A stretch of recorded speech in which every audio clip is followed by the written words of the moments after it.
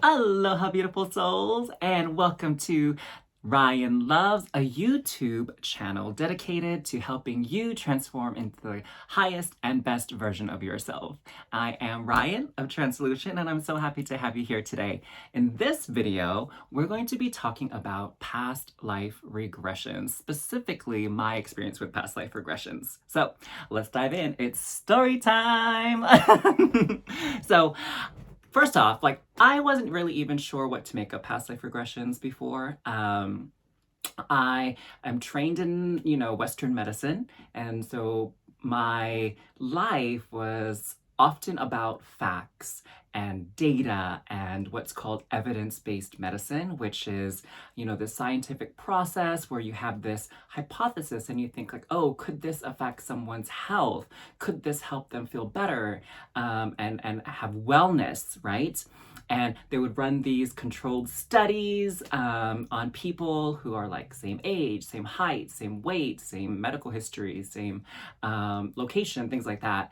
And they give people the same test and see what the outcome was. Like, did they get better? Did they not? Did they stay the same? Like, were there side effects? What have you, right? And so when it comes to past life regressions, that really doesn't fall under the purview of evidence-based medicine, right? I wonder if anyone even designed a study of the effect of past life regressions on people. Like maybe they were sort of experiential data that was collected on how people felt about the past life regression. But if you happen to know of any scientific studies on past life regressions, please put the link in the comments below because I would actually love to read the study, no matter what the results were. But anyway, that was kind of my training, right? And that type of mindset really lends itself to focusing on things like pharmaceuticals and surgeries, right? Therapies that involve radiation, maybe, and machines, pretty much, right? And so I didn't think much of past life regressions. And to be honest, when I first started medicine, I didn't think too much about therapy either. I think, like most of you who are viewing this video, there was a point in time where perhaps you thought therapy was a waste of time, right? And where perhaps you didn't see the value in it. So, I mean, how many of you have kind of been in that position, and maybe you even remember because it wasn't that long ago? And so I was one of those people who thought and didn't put much value or weight and emphasis on therapy. Now, of course, it was something that was discussed in my training as a healthcare provider and helping people particularly deal with things like depression and anxiety and substance addiction.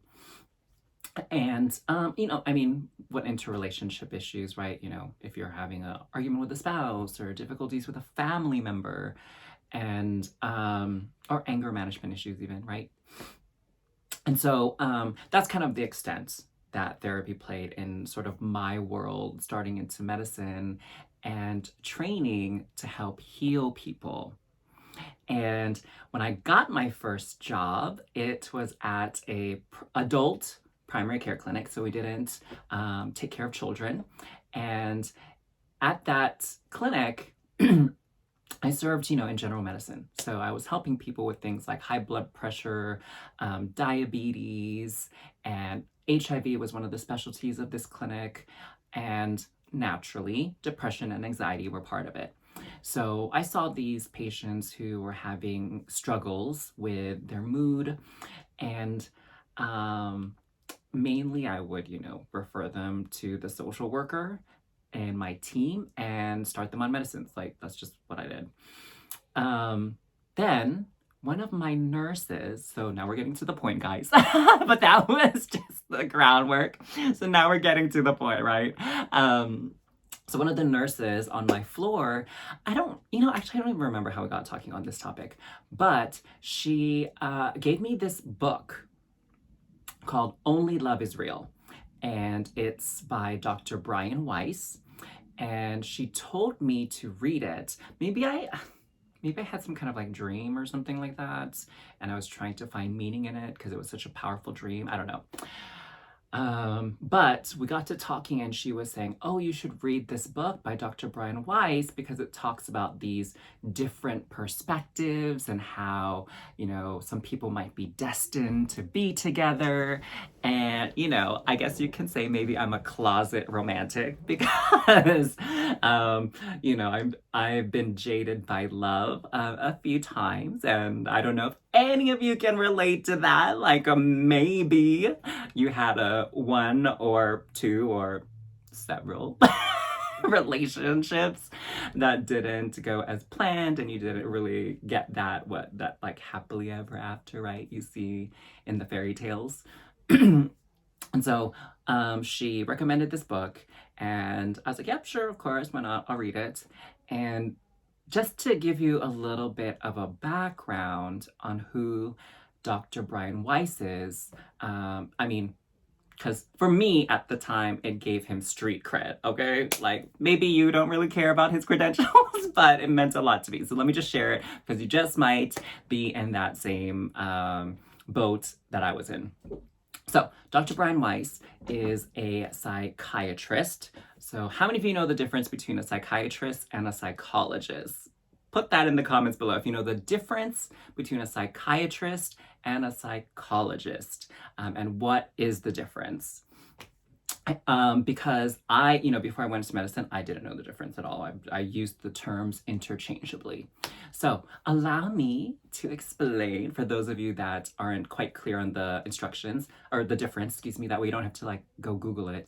So a psychiatrist is typically a physician, someone who has a medical license, at least in the United States, right?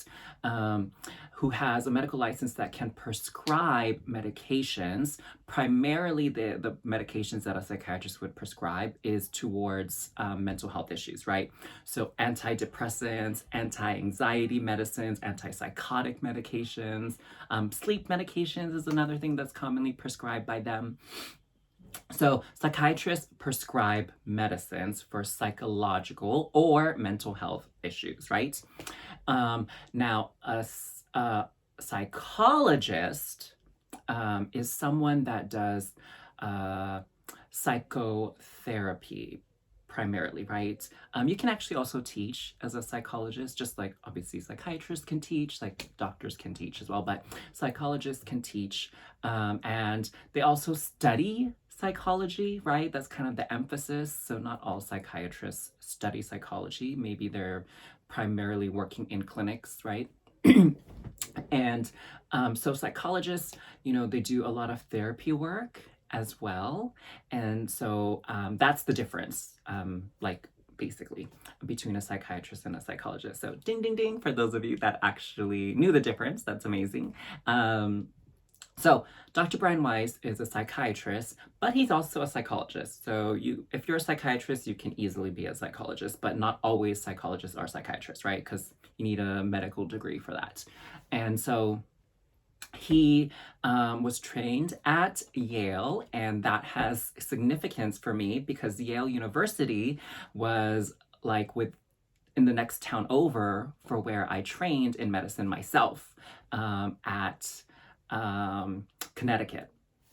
So he is a Yale-trained psychiatrist who did therapy sessions, psychotherapy, and he was like medical director at some medical institutes on the East Coast as well. So he has a reputation there, and he has credibility, I would say, in my eyes anyway. Well, I guess I'll leave that up to you to determine for yourself, huh? And so he wrote this book about his experience with one of his clients. So Only Love is Real is actually his second book. Well, okay, technically his third, because as he likes to joke in his sessions and his workshops and things like that, he did write like a psychology-based book. I think it was on like neurotransmitters and, receptors in the brain and things like that, from his research studies. So anywho, Um, he was working with one of his clients who was having anxiety issues, but some other interpersonal issues as well with her family and a lover, I believe. And he was doing some hypnotherapy work. Okay, so how many of you know much about hypnotherapy? Well, maybe you know about hypnosis, right? And maybe some of you have seen those videos where like somebody hypnotizes a guy and then makes them believe that they're in labor, or like they like cook like a chicken, or they do like what they make them do weird stuff like that. So hypnosis is basically putting someone into a deep state of relaxation, so that you can work with the subconscious mind, right? So you're basically trying to quiet the conscious mind. And so you can dive deep into those parts of a person that you're not actually aware of exist. So, and then I guess it depends on what you're gonna do with them, right? Are you gonna like make them cluck like a chicken, or are you gonna do, I don't know, maybe they do weird stuff. Some people with those sleeper agents, right? And in other cases, you can actually do therapy. So you can work with somebody through the mind to help them navigate, we can say, their emotions so that their emotions don't affect their functioning in their day-to-day life, right? So hypnotherapy can be used in medicine in a couple of different ways. And one of the ways is that I've seen most commonly is with addiction. So I know there are hypnotists and hypnotherapists that help people with like smoking addictions, drug addictions, alcohol addictions. And I want to say some of them to help people with sleep patterns. Now, in this case, he was using hypnotherapy to help with his patient's anxiety. So to help her overcome her anxiety. And when he took, so his plan, I believe, it's been a minute since I've read his book, but his plan, I believe, was to, excuse me, to find out the root of her anxiety. I want to say it was around water, especially dark water. So how many of you have like a fear of water, or maybe you have a fear of drowning? I have a friend who's very afraid of dark water, right? So water that you can't see through. How many of you get a little nervous or get a little anxious when when you see dark water, especially if you have to go swim in it or jump in it or like get in a boat that goes on through the dark water, right? And side note, I was wondering why dark water specifically, and it's because my friend almost drowned. He fell off a dock or a pier into some dark water and almost drowned, and so that's why he was afraid of it. But I'm sure if you can think of a number of horror movies that take place out in the sea or the ocean, or a lake, for example, you can see how maybe some people are afraid of dark water. So anyways, she was afraid, like maybe some of you watching or someone you know, of dark water. And the purpose of that hypnotherapy session was to try to get to the root of that. So when he took her into that, the past, he was aiming to go to her childhood to see if there was something in her childhood that would explain why she was, terrified of dark water. So maybe some of you have heard about that. That may be some of the fears and traumas and triggers that you triggers that you have as an adult now. Maybe it has some roots in some memory in childhood that you've forgotten, or maybe that you've kind of like blocked off or like compartmentalized and buried deep in a dark corner. aka your subconscious. So that was his goal. And what ended up happening, which I think is really cool, even back then when I was all like science, science, science, like data points, data points, data points, not like, ooh, spiritual, namaste. When I wasn't like that. I thought it was quite fascinating, right? Because to me, it was kind of like a discovery in medicine and a discovery in how you can help people even better, right, than we already do. And so he helped her tap into this past, well, he unintentionally and unknowingly guided her to a past life. A past life where she, okay, well, spoiler alert, guys, I highly recommend you read this book. It's a super easy read, and it's really told as, I believe, kind of like a narrative. Well, it's a first person, but it's kind of like a narrative telling her story, and it's really fascinating. It's a super easy read. I'm sure the average adult can get through it quite easily. The language is not very difficult or scholarly, but spoiler alerts. Is she actually drowned in a past life in a flood. So that was actually the root of her fear of dark water. Not exactly something that happened to her in her childhood, because if I remember the book correctly, and maybe if you've read the book as well, you can let me know in the comments below if I'm speaking accurately or if maybe I misremembered something. And it wasn't, she didn't have, and they couldn't find any reason in her current life as to why she was afraid of water. They couldn't bring forth this near drowning experience that may have happened to her when she was young. But in any case, so she remembered that, and maybe, okay, some of you might be thinking like, what? She remembered drowning, aka dying, in a flash flood in a previous life. Like, how, excuse me, effing traumatic is that? And okay, yes, obviously dying can be a very traumatic experience, especially if it's sudden and violent, because like a flash flood is totally not like lazy river kind of current, right? So so she died in like this flash flood, and she actually had her baby with her as well in that flash flood. So both of them died, which is tragic, and would, I think, upset anybody.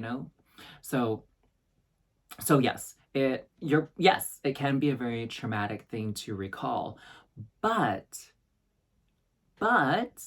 even though recalling that memory is traumatic, kind of like, maybe, I mean, how many of you had some kind of trauma happen into your life, right? Like maybe you got in a car accident, right? Or maybe you got injured doing some kind of sport, or maybe you had like a really bad relationship that was abusive. Like when you recall those memories, it kind of brings those emotions back up to the surface, right? And it's like you're kind of reliving it. Now, that is sort of like the lower expression and the lower, less ideal outcome of recalling these types of memories. But there is actually a chance for healing there, right? So how can there be healing in recalling a traumatic memory? Well, one in the case of past life regressions, let's just start there. In the case of past life regressions, recalling a memory from a past life, it can free that energy out, because it can happen in a past life, right? Like, I mean, you've heard of the statement like, what's in the past is past, and like, don't cry over spilled milk. What happened happened. Just let it go, right? So yeah, you can. And when you recall these things in the past, you can like totally let it go. You don't have to hold on to it. And what makes it a little bit easier when it comes to past lives as compared to recalling memories from your current life, what makes it easier is it's in the past. Like that version of you like doesn't exist really in the here and now anymore, right? And so it's easier to just let that go. And so for some of you, maybe you've actually healed some of your past traumas, right? Have any of you healed your past traumas before? Maybe it took a lot of work to heal. Maybe you even went to therapy yourself. And I would say it probably involved a lot of forgiveness, right? Of everybody involved in that painful memory. And so there's this opportunity here to forgive, to release, to forget, and thereby healing it, because it's not going to bother you anymore, right? Like once you've forgiven, it won't have that same emotional impact on you as it did before when the trauma wasn't resolved, right? So in this lifetime, you can intentionally choose and most likely have an easier time letting go of the pain and the hurt from a traumatic event or whatever in a past life. You know, not maybe stuff from this life might be a little bit harder to work around, but it's still totally doable. Like you can still do it, right? So that's really the cool thing about past life regressions is you have someone that can guide you to the root, the origins, the real origins, which may not be in this lifetime. So the real true origins of why you are struggling with something or a person. Like, why is that? And so, anywho, in this book, Only Love is Real, she recalls having a past life with someone she loved very, very, very much, a romantic partner who she ended up meeting in this current lifetime. And of course, like there's actually some really cool things that go along with it as to like how she meets this person and Dr. Brian Weiss's role in connecting the two of them together that I think is pretty cool. So I won't spoil that part for you, but again, only love is real. So believe in love no matter what. So anywho, that was kind of the background of Dr. Brian Weiss, which was a bit longer than I expected it to go. But that's the background on Dr. Brian Weiss. And so I read his book and I thought, wow, past life regression, that's really cool. But I've actually never done one. This was, my gosh, it was like 2012 or something like that is when I first read his book. And I had done my first past life regression maybe in 2018 or 19, one of those 2 years. It was the year of the eclipse. And so I wanted to do a past life regression on a date with a guy I was seeing at the time. Kind of, I mean, as far as date activities go, that's pretty unique, wouldn't you say? Like, it's not dinner and a movie, it's not a hike. It's like, hey, you want to come over tonight after dinner and let's do a past life regression together? Like, how many of you would be down to do that on a date? Give me a yes to past life regression date in the comments below if you're one of those people. Oh gosh. So yeah, I'm one of those people that would offer to do that and would totally be down if my date wanted to do a past life regression together.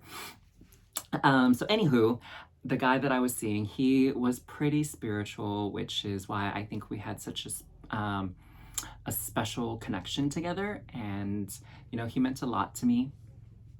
And so we went to my room and we got on my bed. Ooh, ooh, ooh. Okay, it wasn't even like that. So we laid on my bed and I played this track of Dr. Brian Weiss doing a live recorded regression for a group of people. And we just listened to it, and I was able to tap into my very first past life. So finally, 25 minutes into this video, we are getting to the whole point of it, right?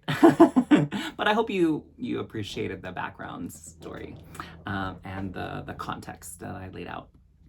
So what was really shocking to me is, I wasn't sure how it would work or why or if it would even work. But I was open and I was feeling adventurous like I usually am. And what was crazy is, so when he, said, and now you're in this past life, be there. It took me a moment for things to come together. Now, I'll say that for me personally, and for several of my clients that I've actually brought to a past life and guided to a past life for healing, where I was able to see, like visually see things as if watching a movie, and so were many of them. I do have some clients though that have just felt things, like it's like a blind person, like they didn't have any sight at all. All they could do is like feel things and just sense things and know that people were there. They could sense their surroundings. Like they could, like for right now, like you can close your eyes and you can just tune in. And for me, I can be like, I'm in a bedroom.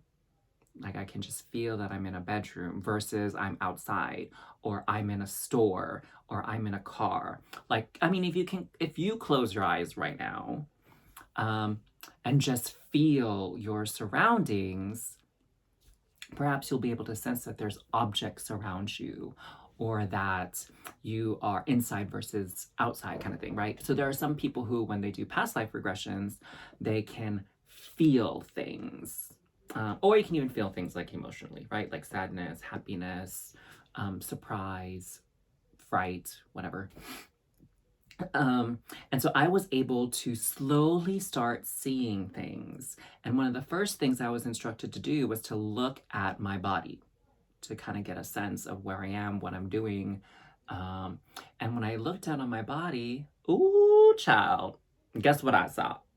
I'll give you I'm going to count down from 5, and then you can guess in the comments, what was the first thing that I saw when I went into this past life?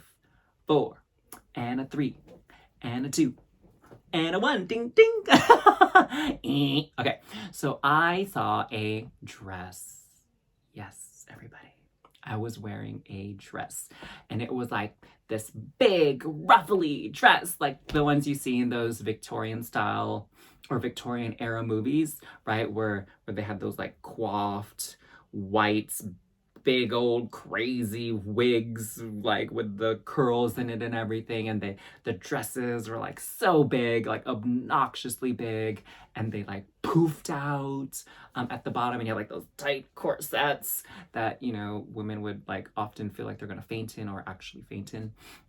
So I was wearing one of those dresses. And it was light blue and white were the 2 colors on the dress. I mean, it was really elegant and really pretty. But instead of having the gray hair, it was black hair. It was black hair that was put up and curled. And I was actually in a carriage. And I was able to determine where exactly I was. I mean, aside from being in the carriage, right? I was in France. So when you're doing a regression with somebody that's guiding you, you can actually guide that person or receive instructions okay, what year is this? Can you tell what year it is? Can you tell where you are? Can you say what you're wearing? And I think that's personally one of the benefits of working with someone one-on-one versus doing a group regression, which is also like very insightful and very helpful. I've done both personally and for others. Like I've done group regressions for people and I've done one-to-one regressions. And I've experienced both because honestly, I feel like if you're going to offer a service and you're going to speak to it, you should have tried it yourself, right? It's like recommending a food dish that you've never eaten or, makeup that you've never tried or worn before or clothing, like, right? You kind of need to check it out yourself. So I was a French woman in whatever time period that people rode in horse and carriages still, and I was in France, and I was young. I would say maybe late teens, early 20s, and then he just guided everybody to continue through the memory. So the next part of my memory is I stepped out of the carriage and I found myself on the outskirts of a town or a village, which was weird because I was by myself. And, if I remember correctly, ladies of that age don't really go places by themselves. They usually have someone with them. So whatever, I didn't really think too much of it. So I stepped out of the carriage and it was onto like this dirt road, and there was, this is me, like, step out of my carriage with my beautiful dress, my lovely hair, and right over here, there was like this moat going around this town. Maybe it actually wasn't a moat. I thought it was a moat at the time, but maybe it was like a river or something. And there's like a little drawbridge that would come down so that people could get into the town. And the town had this big, like, wall, a stone wall that kind of encased the town. I mean, I guess it could have protected it too, but I mean, I don't know how often, like, this era had, wars over taking over villages and towns to cover your territory, because there was like a king, I guess, like the King of France, who basically owned everything, right? So that's what I saw, and it was like getting late in the day, and the footman, was supposed to take me into town and escort me to some place. I don't quite know where. I guess it wasn't that important. But then, and we were lost. Okay, so I was lost. The footman or driver, whatever, they were lost too. And so I needed to get to my destination. I remember feeling, seeing, some people see things in past life regressions, other people feel things. I had both. So I was feeling as if panics, like, oh my God, I'm going to be late. It's going to be late to the meeting, the sun setting, like, scary. And this man came up to me, and he was very well dressed. I remember he had like a nice hat that had a brim, and there was like a feather sticking out of it, and he had like those puffy pants, like kind of puffy on the thighs, and like the white stockings with the black shoes and the buckle on it. So like the clothes, if you've ever seen Disney's Pocahontas, so kind of like the clothes that Governor Ratcliffe, anyways, Governor Ratcliffe wore. But obviously he looked way cuter than Governor Ratcliffe, and he was like, well, I wasn't sure about his character, if he was like a shady, shifty, violent, crazy, opportunistic kind of guy. I didn't know initially in my vision, but I was definitely taken aback that this man approached me, he had like a little cloak thing too, right? So he was looking hella official, hella rich. But he was still a stranger, right? Like stranger danger. But my footman driver person was with me, so I guess I wasn't in that much danger. But he asked me if I was lost, and of course, you're trying to play it cool when you first meet somebody and they're calling you out on your predicament. I was like, no, I'm not lost. What would make you think that? And he's like, 'cause you look lost. Duh.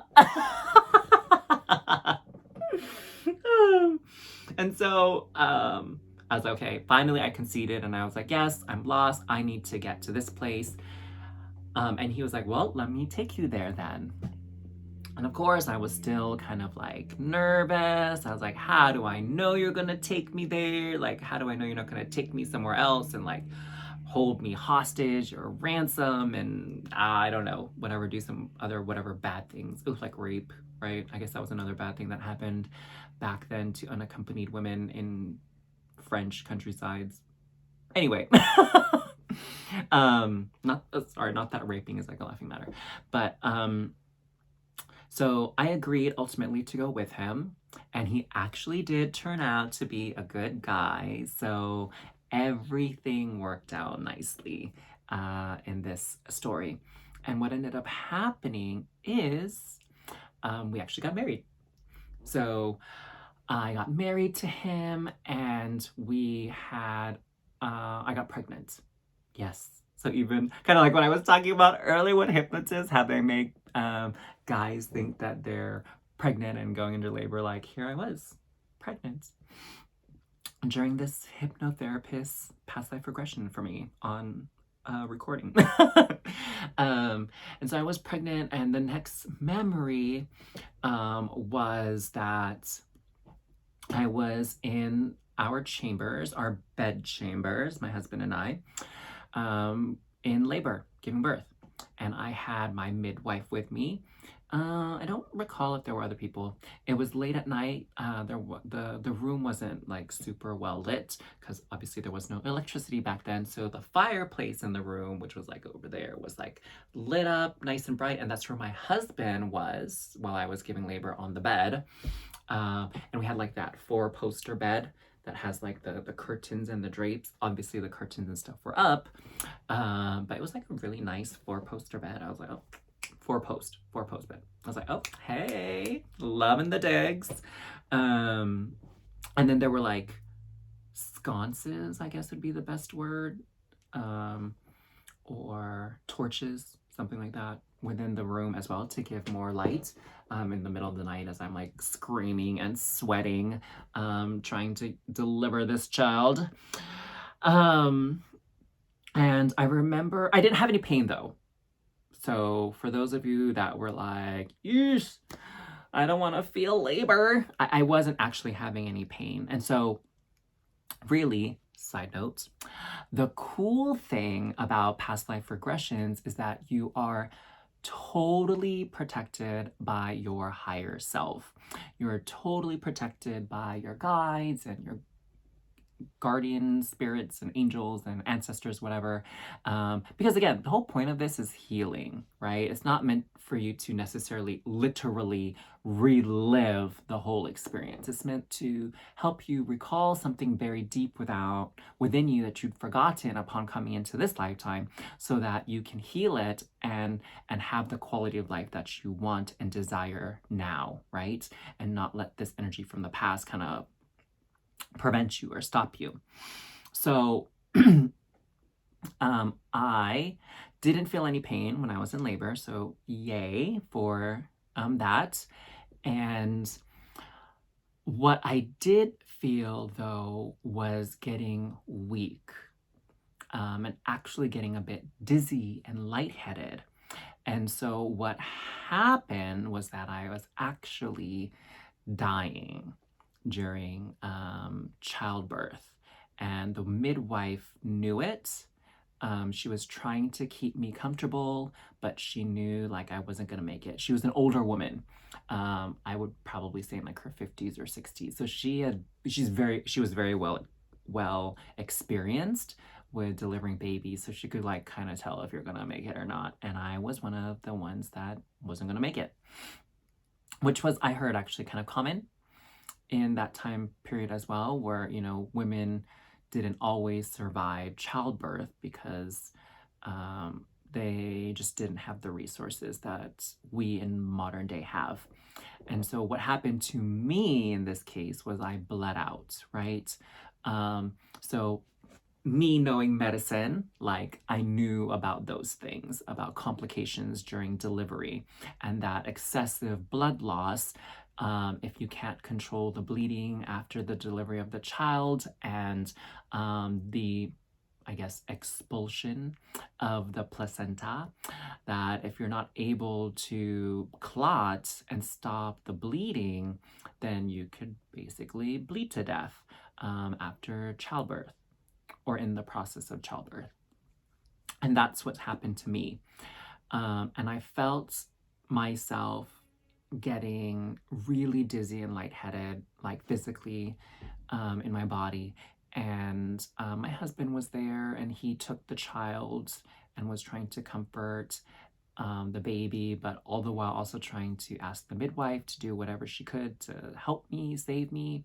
But then everything actually went cold. So I got dizzy, I got weak, then I got cold. And actually in this part, my body did like shiver a little bit in real life. And then I started, floating up my body, kind of like how they talk about in near-death experiences. How many of you have ever had a near-death experience, like in this lifetime? Not past lifetime, but in this lifetime. Yeah, so if you have, a lot of people talk about like floating up above your body and looking down at everything and like witnessing the scene. And maybe you had that too. So that happened to me during this regression meditation session. And I, was really panicked about what was happening. Like, okay, duh, you're thinking, duh, like, of course, anybody in the process of dying is probably going to be like losing their poops. And you're like, okay, yeah, you're absolutely right. But, the thing that actually like freaked me out about dying was the fact that I was leaving my child behind, my newborn child behind. And yes, like I loved my husband, but, my biggest source of sadness was leaving my child behind. And I was also like, that emotional connection was there, but the practicality of it, I was like, who's gonna feed my baby? Like, I'm producing breast milk, and that's how babies primarily get fed back then. Like, you don't go and buy formula in the store. Although I guess, there's nursemaids and things like that, but I was like tripping because I was worried about who's gonna feed my poor baby that I've been carrying in my womb for however many months. I don't think it was like a premature birth, but and now I won't be able to hold my baby and spend time with my baby and watch my baby grow up. And I was like really upset about that, understandably. And the second thing, that came to mind was like, who's going to take care and raise my child? Because my husband was a wealthy merchant, because, he got the nice clothes on. He was looking pretty dashing, pretty fine, pretty well-to-do, as they say. And he, was busy with his business and his job. Like, he ain't got time to be taking care of no newborn. Although, the baby was a boy. And so I could kind of imagine that he taught our son, the business and how to be wealthy and successful just like him. But, as a kid, my impression is back then, child raising was up to the women. The men were not really big on that. Because they were too busy, making ends meet, because women couldn't have jobs. Wah wah. So anyways, those were like my concerns and my worries. So that was my past life. Now, did I ever have any traumas or concerns about dying during childbirth in this lifetime? Absolutely not. Because I don't have a uterus. So that is not definitely a concern of mine. Now, do I have any concerns about not seeing my children grow up? No, not at all, because I don't want children. So that was not a concern of mine in this lifetime. But interestingly enough, not that I was trying to focus on this because I was just really open. So the way I approached this past life, which I think is a great way to approach it, not the only way, obviously, but a great way to approach it is to just be open to the experience. And, yeah, I was doing it with the guy I was dating, but I was just asking my higher self, asking the universe, like, hey, I'm going to do this past life regression on my date. And so I trust the universe. I trust my guides and guardian spirits and angels and beings to show me and share with me a past life memory that will help me in the here and now, that will serve my highest and greatest good, right? So that's where my focus was. And what came out of this had to do with the guy I was dating. Yes. Nothing to do with pregnancy, child raising, or I don't know, being an abandoned and lost child. Nothing like that. It had to do with my relationship with this guy. Plot twist. I don't know if any of you saw that coming. Did any of you see that coming? That the man that I married in this past life, who was a wealthy merchant, who I left behind with my baby, our child, was the guy I was dating in real life. Well, in real life, in present times. And so, what this memory actually came to serve is I was afraid of losing this guy. I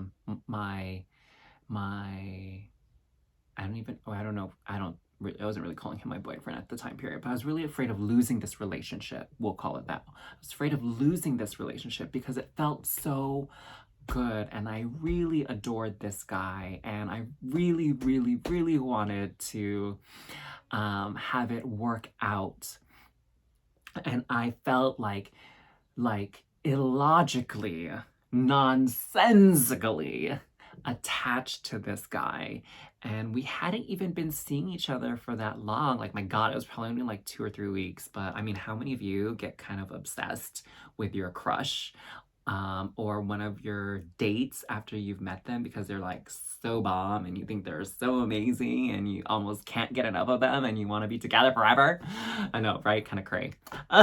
It's kind of a bit much, right? It's so extra. So, I was in that headspace with him because I was, so enamored with him and I thought that the energy between us was really awesome. But how many of you know that feeling when you get something that you really want and you're so happy, but on like the flip side, you're like also a little bit anxious and also a little bit nervous and worried about when is it gonna be taken away from you? How many of you know what I'm talking about there? How many of you are like, yep, I know that feeling where you get something that you wanted and instead of spending most of your time enjoying it, you're spending most of your time like worrying about, oh my God, when is this gonna end? When am I gonna lose it? When is this gonna be taken away from me? Like, right? Some of you probably can relate. So that was kind of where my head was at. I was like really enjoying the time I was spending with this guy. And I was really happy for like, one of the first times in my life when it came to relationships, romantic ones. And this memory helped me understand why I was like so obsessed and I was like ruminating on this because I was married to him in a past life and our life together was cut short because, I like died during childbirth. And so I never got to live that life with him. And so when I realized that energy was playing out in my present interaction with this guy, it helped actually ease that worry. And it helped me enjoy the relationship for what it is and kind of like take a chill pill, you know, like not make me so obsessive and like you know, um, and it felt really good to have that kind of release um, of that attachment, right? So all of you who are familiar with law of attraction and manifestation, that attachment to the outcome, that desire that you may have can be toxic and poisonous to actually bringing that manifestation, or counterproductive in bringing that manifestation into reality or keeping it there, right? So the more you want something, the more you kind of repel it and push it away.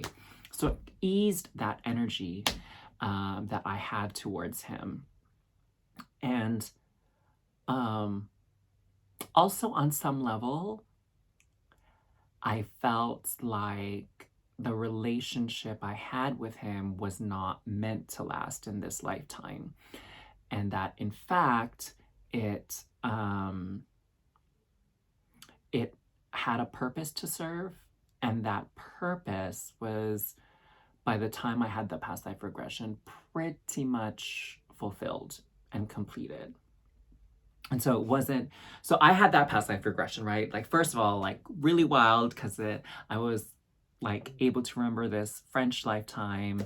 And, you know, I think I have an okay imagination, but if I were to construct a past lifetime for myself, you know, it would probably be a little bit more extravagant than, you know, being a young French woman that died in her early 20s through child labor after marrying a wealthy merchant. Like, I mean, not cool. Like, I feel like it would be better to like be like an amazing scientist or a warrior who saved the village, or you know, queen or king of something, like, right? You know, I mean, come on. How many of you have thought about that? Like past life, like you want to be something like really splendid, glamorous, like something that you see in a movie, right? So I was really amazed that I was able to recall a past life because I definitely don't think I would have made that up. Like, not something romantic or lighthearted or anything like that. And the fact too that I had a connection with someone that was in my life now in a past life. Like, maybe some of you, you've probably thought this, right? How many of you have ever thought like about someone in your current life and you just strongly have this feeling like, oh, I've had a past life with this person before. Like, you feel that strong connection. Maybe it's your lover, your spouse, your best friend, or one of your family members who you feel exceptionally close to. And you know, if you believed in past lives, you're like, oh, we knew each other in a past life, right? I know some people actually say it just in common talk. But for me, you know, I never really thought that he and I had a past life connection. I was like a little bit too preoccupied with the present day, the here and now, and I wasn't thinking anything of past lives, and I don't even know why I had that idea to recall a past life or do a past life regression on a date with him. But it was probably all divine guidance, divine timing, higher self kind of moving in this direction. Because at that time, I was like well into my spiritual journey, you know? And this was, I guess, the next step at that time period was to tap into that power of past life regressions. And, you know, shortly after that date, we did end up deciding not to see each other anymore. And, you know, I was kind of bummed out about it, but like on an ego level, right? That ego part of me was like, oh, why couldn't I just make it work? Why couldn't we just make it work? How come I didn't get what I want? You know, that sort of ego tantrum, if you will. But on that deeper soul level, I was actually like super at peace with it. And I was very grateful and happy for the time that we did spend together. So those were like the layers of me that were responding in different ways to the outcome of us separating and not seeing each other anymore. And then so from there, I was like, wow, if I could experience something like that with a past life regression, like why not do one professionally and have someone there to help me navigate through my past life and all the different parts of it and guide me through my own individual path. Not like in a group where you have to kind of like cater to the group and just kind of like herd people along in their experiences, right? Like you can't really focus and give your attention to just one person. And you know, me, like I think it's helpful and very beneficial to have one-on-one attention and time because you can accomplish a lot that way personally. And not saying that you can't do growth in a group setting, but it's just like a different type of growth. And, you know, sometimes it can be a bit more accelerated when you're doing one-to-one work. And so I went ahead and found a past life regressionist in my area and booked an appointment. And that was even more powerful than my, you know, random past life regression dates. But I guess that's a story for another time because you've listened enough about this. And so I guess, you know, just to kind of like bring it all together, like I shared my story of this past life to share my experience personally in case you were curious about past life regressions or about another healing modality that can help you spiritually, that can help you grow, that can free you. I think so many people these days, you know, they're stuck in these patterns and they don't know how to break out of the cycles. And with that, you know, so many of us, first of all, so many of us, when we try to solve a problem, we often use our brain, right?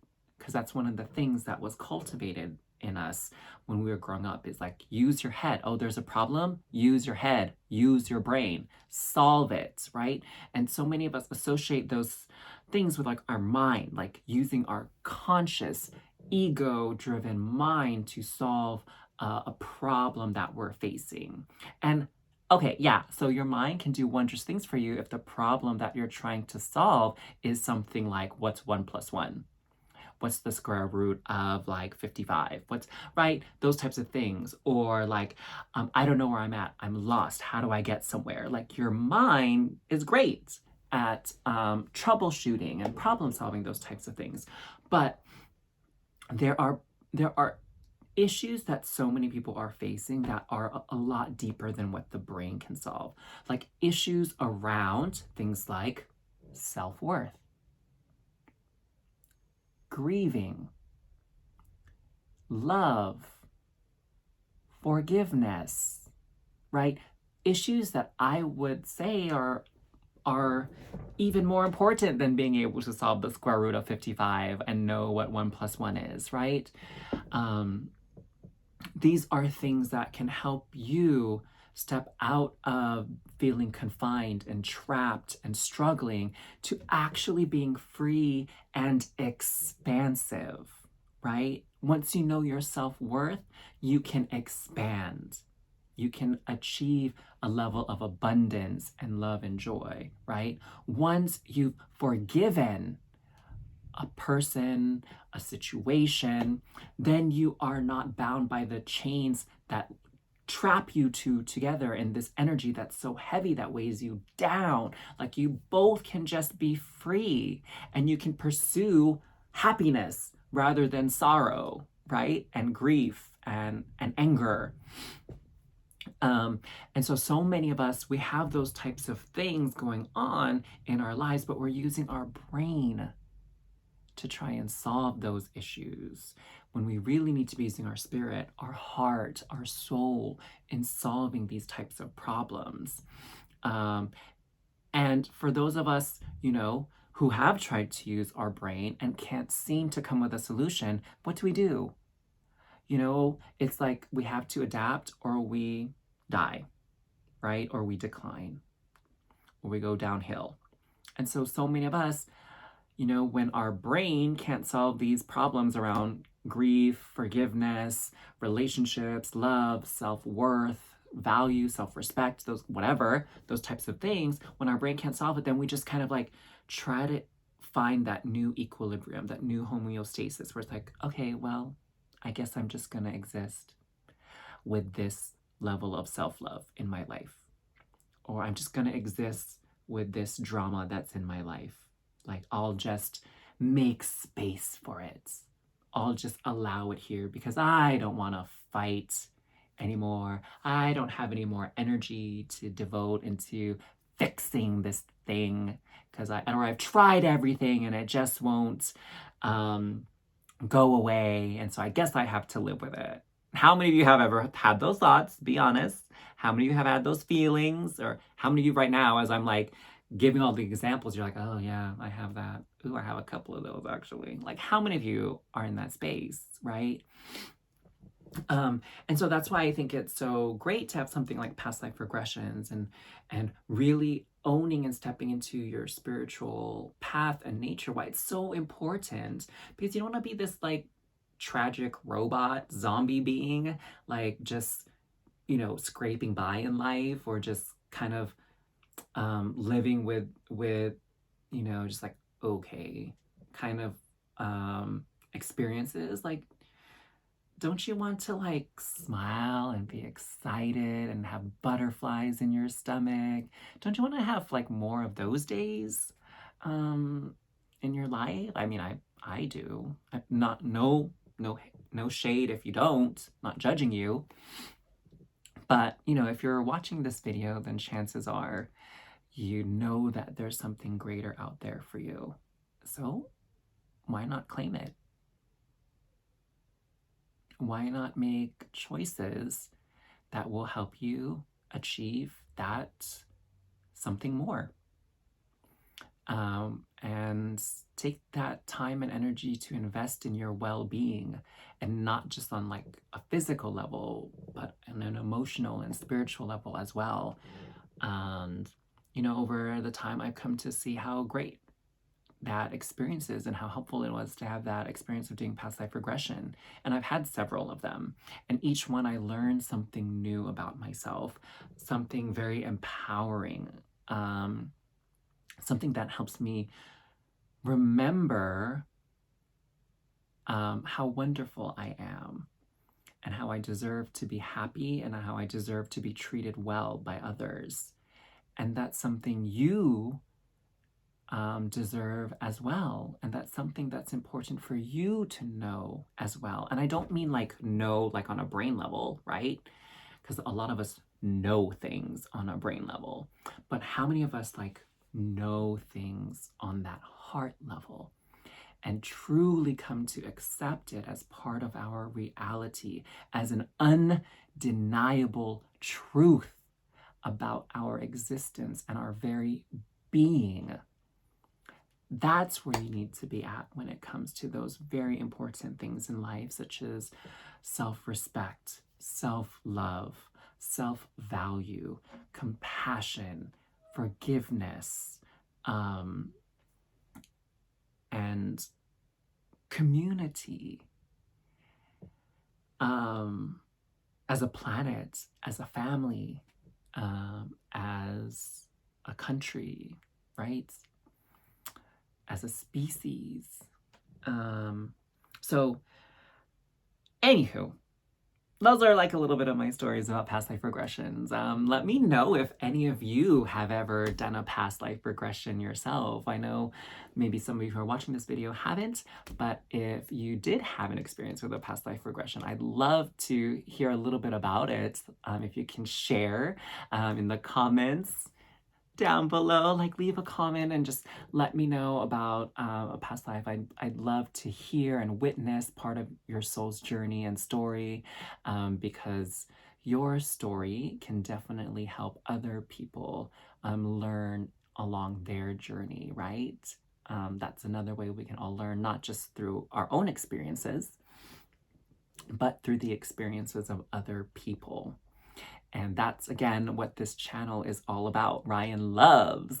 I am Ryan of Translution, and I'm here sharing with you knowledge and information I've gained to help you become the highest and greatest version of yourself in this lifetime. And, you'll take this energy in this lifetime into the lifetimes beyond. So it's like really a win-win situation. So make sure if you enjoyed any of the content in this video, give this video a like. And if you are looking forward to hearing and seeing more content about spiritual tools and experiences and knowledge that I'm able to share with you on your journey, make sure you subscribe to this channel and hit the notification bell, ding, so that you're notified whenever I post the next video. So I will see you very, very, very soon. I want to thank you so much for spending time with me wherever you are, whatever time of day it is. And I'm wishing you all the best, sending you tons of light and love. Mahalos. Have a good day.